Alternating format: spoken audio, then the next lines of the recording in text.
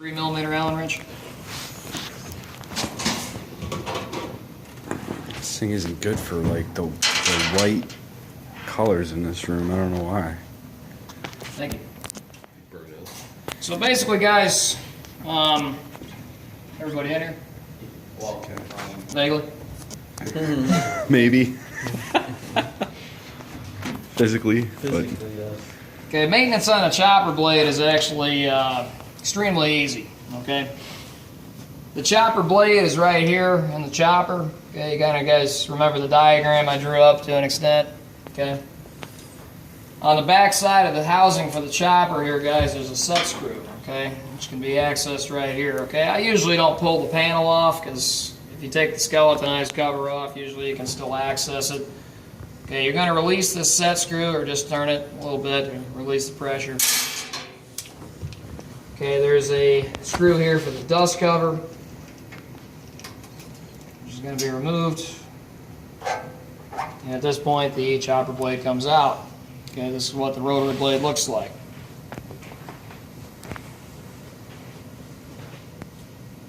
All right. Now, guys, you can only chop 8, 10, and 12 thou wire. Okay, if you ever go to 6 thou or 4 thou, the chopper needs to be removed out of the way. Okay. So this piece right here, guys, this inlet, this little carbide insert, this is referred to as the fixed blade. Okay. Right here, the actual blade inside is referred to as the rotary blade. Okay. You guys can see where the rotary blade passes by the insert right there at a very close tolerance, and it chops the wire when it goes through. Okay? So basically what happens, the fixed blade is going to wear, okay, where it's chopping the wire on the bottom side. Okay? Every 1,000 hours, you're going to release these two Phillips head screws, and you're going to turn that fixed blade a little bit. Okay? I usually go about 1/8 of a turn, somewhere around there. Okay, so you can see the little notch there and the notch there, so I turn it about right there and then I lock it back down. Okay, you go another 1,000 hours, turn another 1/8 turn. Okay, once you've rotated this 3 times, okay, so you got the first notch, second notch, third notch, okay, the rotary blade is then going to be flipped. Okay, you can see the plug over here is now going to be is going to go where the insert is over here, and the insert is going to go where the plug is. And that shifts over where the actual wire comes in on the rotary blade. It shifts it further this way. Okay, you can then rotate that insert 3 more times. Okay, so once you've rotated it 3 times on each side, the entire assembly should be shot, and you need to get a new assembly. Okay, but it ought to last, you know, at least 5,000 to 6,000 hours. Okay,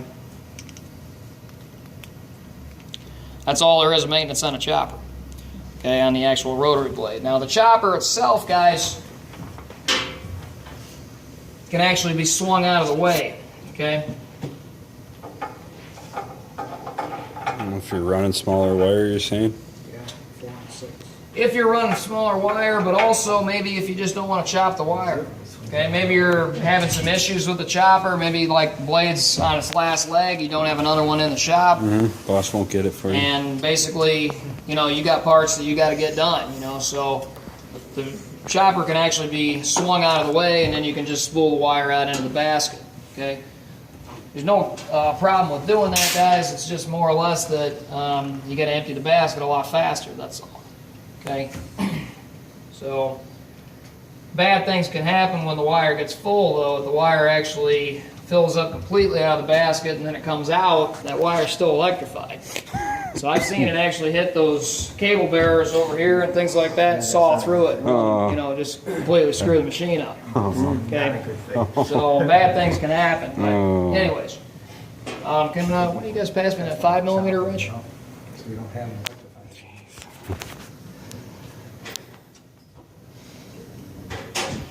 It's the one that's basically, yep, that one.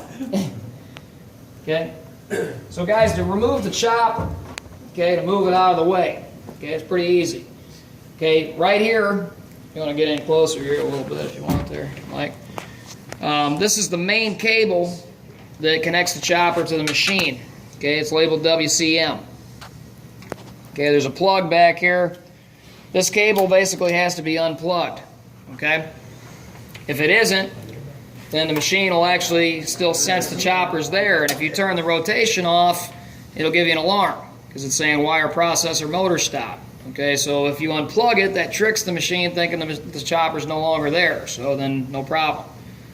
Now there's 3 screws, okay, one right here, and behind WCLS there's another screw right here. Okay, those 3 screws got to be removed. I marked mine with Dykem red. Can do that too. Paint marker? Yep. Sorry. Not used to camera work. A ball end works a little better in here, guys, or a T-handle also works pretty well. Makes it a little easier to get to them. I never take the screws out, guys. I just loosen them all the way up. Okay. Not really any reason to have to. Well, this wrench sucks. It's not a Bondus. It was the same length on both sides. It's like a Harbor Freight one. Must be a Chinese one. No shit. It's terrible. You like our Allen wrench?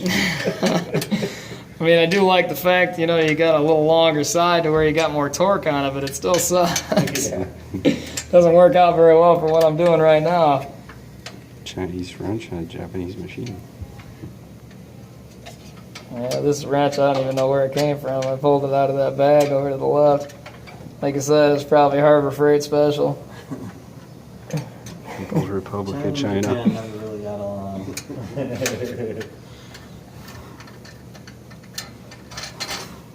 China and Japan never really got along. No. I like the South Park episode there where they got that. Oh no. That can't be good. No, South Park never. Oh man, that one's classic. Yeah, the guy that had the sushi and then the city walk. Yeah. I like the freaking Jersey episode, the Invasion Jersey episode. Oh yeah, that one's pretty classic too. He'd love that one. Yeah, but the city walk and city sushi there, they pronounce it shitty walk, shitty sushi.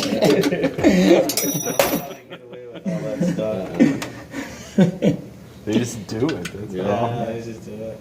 Nobody gets a pass. That's all. Yeah. Okay, now that this is taking a week because of the Allen wrenches and I keep dropping it again, man. Jesus. You know, if you had your own tools, it would have been done already. Yeah. Like an aerobic wrench. There you go. Okay. Finally. So once it goes, guys, you pull this thing forward, you turn it 90 degrees. Okay, just like that. Make sure not squishing. Make sure you're not squishing any wires. This bolt will then lock down and line up with this threaded hole right here, guys. Sneeze number Okay. 50. Okay, so now, after that, guys, you got to remove the chopper guide and also the plate underneath. Okay, if you guys reach in the accessories back there, there is a chute that goes in place right there. Ah, that's what that chute's for. I seen that sitting on our bench and wondering what the heck it was for. I don't have a knife. Oh, there we go. You shouldn't allow me to have sharp objects. Careful now. I know. I told you about sharp objects. You can leave it in the bag, it's fine. Okay. So basically, guys, the shield comes off right here. Okay.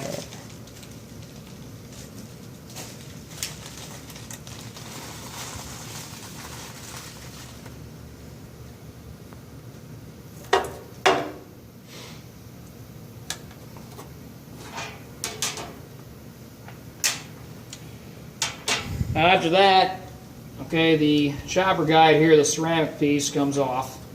Okay.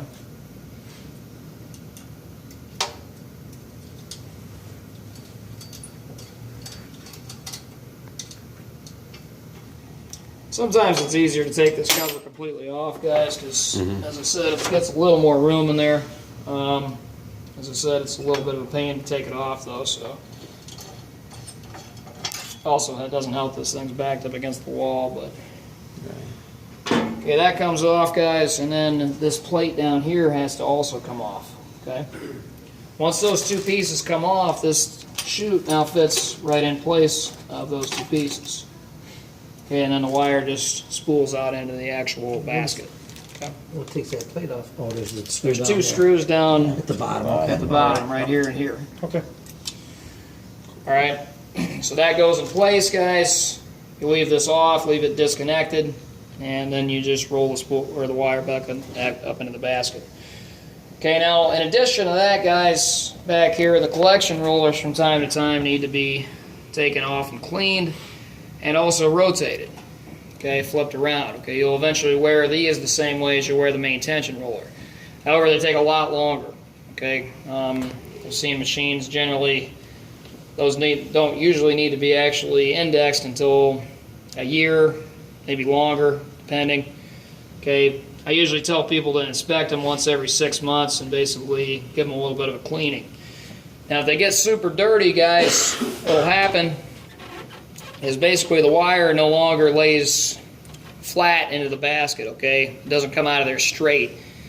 Okay, you'll see where it starts actually piling up. Okay, so if you're actually running without the chopper, you'll notice the wire just piles up on top of itself and fills the basket right away. If you are running the chopper, you won't notice that because the wire's, going into the actual guide. But what will happen is it's no longer coming out of here straight, it's coming out curled, so it'll actually kind of build up in here and it'll ball up in there and then jam up the chopper. And you'll start getting a lot of chopper jams. Okay, so if the wire's piling up in here or jamming up the chopper all the time, that's usually the first thing I take a look at. All right.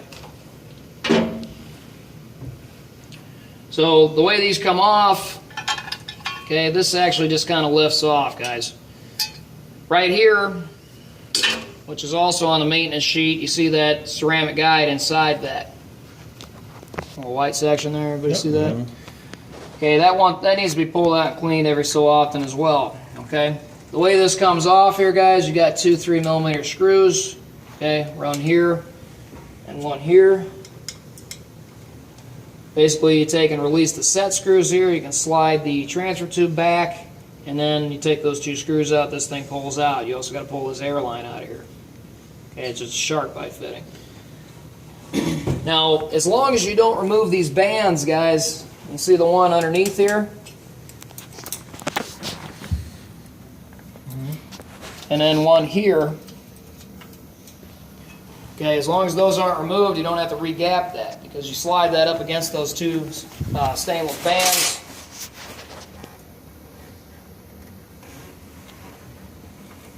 Right here.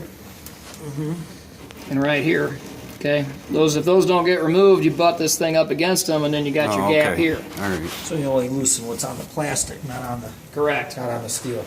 If you do need to re-gap it, guys, you generally go about 4/1000ths from the roller to right here. So you take a couple shims in there, butt it up against. I mean, if you're running bigger wire, it's generally not as big of a deal. If you're running small wire, then you can have problems if it's not got an accurate gap in there. Okay, I've had times where I've had to adjust it from factory because they don't have it set perfectly right, depending.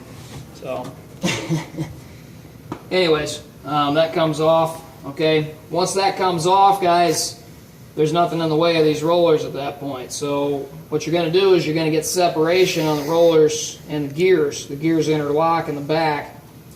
The regulator, if you crank it all the way to 0, you can force the piston up. Okay, and then you can get separation. Okay, well, however, there's two screws here that mount the solenoid bank on here. Usually I pull those screws out because that's blocking getting too much lift on this. Okay, I also pull this off as well so I can push this piston up further. Okay, once you get enough lift on there, you can lift this completely up. Okay, the lower roller is the drive roller. The upper one's sitting on actually ball bearings, okay? So this one's coming off the motor shaft with a key. This is just sitting on ball bearings. Okay, the two screws in the center here, guys, if you take them off,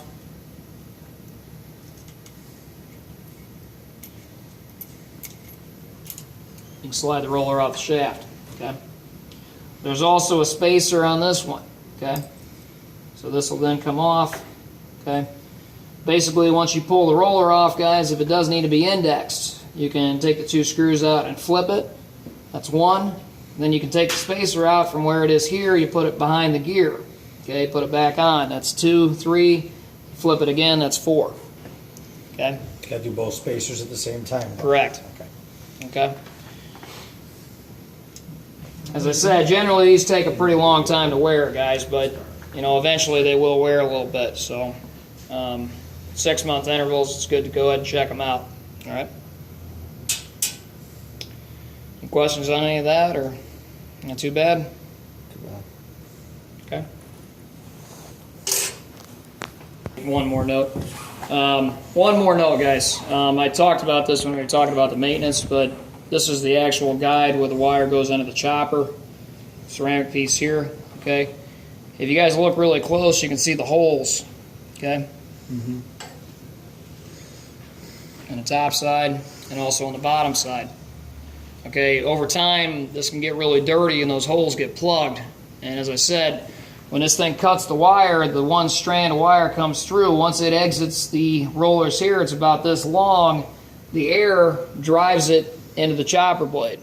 Okay, if the air's not working right, that little piece of wire is going to just sit there and then fall out into this tray. And every time you cut the wire, you're going to have another piece, another piece, another piece, and then you build up a whole bunch of wire in here.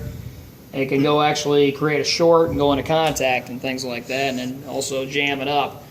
So this piece here, I usually dismount the plastic. I take the actual metal banding off, and the ceramic piece by itself I'll put in the ultrasonic cleaner, and that shakes all the crap out of there and gets the holes clean again. Okay. How often do you do that? Oh, 6 months, year maybe. You can pull it off. As I said, I mean, you're checking it once every 6 months. I mean, take a look at it. If it looks super dirty, go ahead and clean it up a little bit. You know, if you do it every 6 months, you should be in pretty good shape. But you could probably go a little longer than that. So, that